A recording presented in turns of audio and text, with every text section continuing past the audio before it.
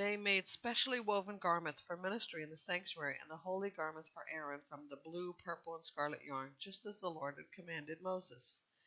Bezalel made the ephod of gold, of blue, purple, and scarlet yarn, and of finely spun linen. They hammered out thin sheets of gold, and he cut threads from them to interweave with blue, purple, and scarlet yarn, and the fine linen in a skillful design. They made the shoulder pieces for attaching it.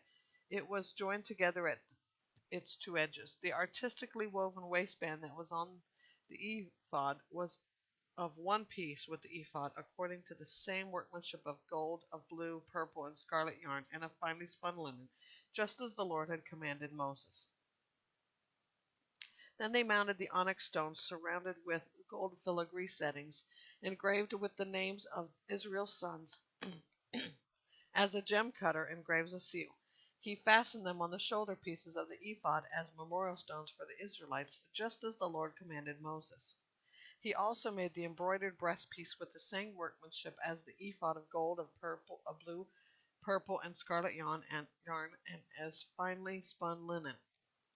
They made the breastpiece square and folded double, 9 inches long and 9 inches wide. They mounted 4 rows of gemstones on it. The first row was a row of cornelian, topaz, and emerald. The second row, a turquoise, a sapphire, and a diamond. The third row, a jacinth, an agate, and an amethyst. And the fourth row, a beryl, an onyx, and a jasper. They were surrounded with gold filigree in their settings. The 12 stones corresponded to the names of Israel's sons. Each stone was engraved like a seal with one of the names of the 12 tribes.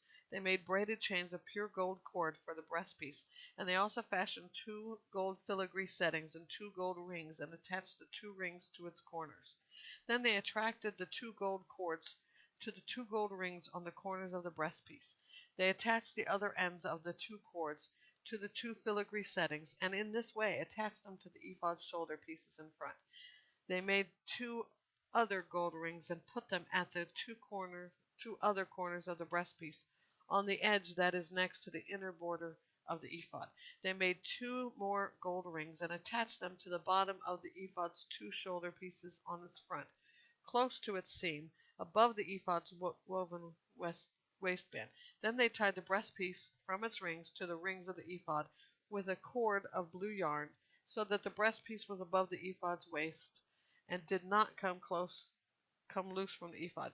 They did just as the Lord had commanded Moses. They made the woven robe of the ephod entirely of the blue yarn. There was an opening in the center of the robe, like that of a body armor, with a collar around the opening so that it would not tear.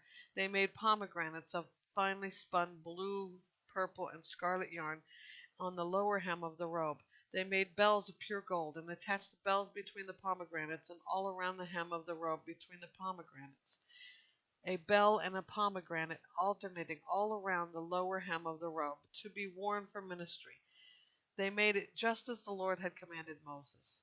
They made the tunics of fine woven linen for Aaron and his sons. They also made the turban and the ornate headbands of fine linen, and the undergarments and the sash of finely spun linen of embroidered blue, purple, and scarlet yarn. They did just as the Lord had commanded Moses. They also made a medallion, the holy diadem, out of pure gold, and wrote on it an inscription like the engraving of on a seal, holy to the Lord. Then they attached a cord of blue yarn to it, in order to mount it on the turban, just as the Lord had commanded Moses. So all the work for the tabernacle, the tent of meeting, was finished. The Israelites did everything just as the Lord had commanded Moses. Then they brought the tabernacle to Moses, the tent with all its furnishings, its clasps, its planks, its crossbars, and its posts and bases, the covering of ram skins dyed red, and the covering of manatee skins, the veil for the screen, the ark of the testimony with its poles and mercy seat, the table and all its utensils, and the bread of the presence, the pure gold lampstand with its lamps arranged and all its utensils, as well as the oil for the light, the gold altar, the anointing oil, the fragrant incense, the screen for the entrance to the tent, the bronze altar with its bronze grate,